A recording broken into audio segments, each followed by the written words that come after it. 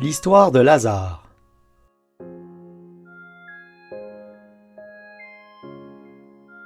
Bien que Jésus fût Dieu, il vivait tout de même dans une chair humaine.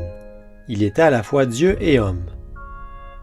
En tant qu'humains, nous avons des amis, nous avons faim, nous nous endormons, nous sommes heureux et quelquefois nous sommes tristes. Jésus ressentit toutes ces choses, tout comme toi et moi. Un jour, le très bon ami de Jésus, Lazare, tomba gravement malade. Il était tellement malade qu'on pensait qu'il allait mourir.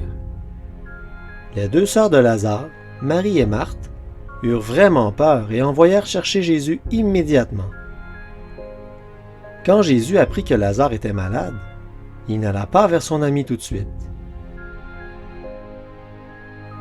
Il resta là où il était et laissa son bon ami Lazare mourir.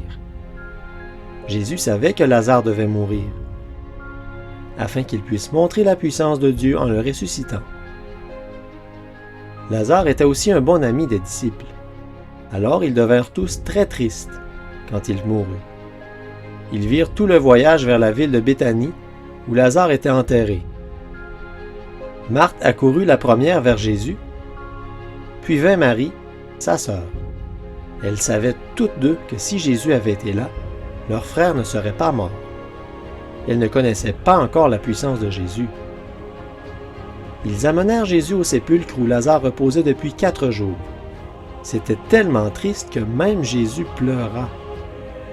Puis, les choses commencèrent à changer. Jésus était sur le point de prouver qu'il était Dieu sur la terre.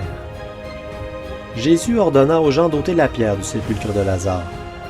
Il redressa ses épaules en arrière et cria d'une voix forte et puissante: « Lazare, sors !» Pouvez-vous imaginer ce que tout le monde a dû penser quand ils virent un homme mort depuis 4 jours se lever et sortir de son sépulcre?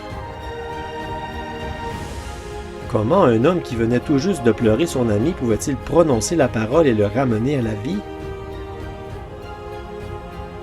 Il était Dieu dans la chair humaine, prouvant sa puissance.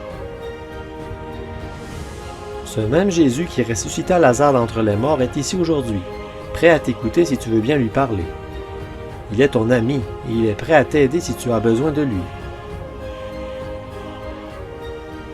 La seule chose qu'il te demande, c'est de croire en lui et de croire sa parole. Tu peux lire cette histoire au chapitre 11 de l'Évangile de Jean.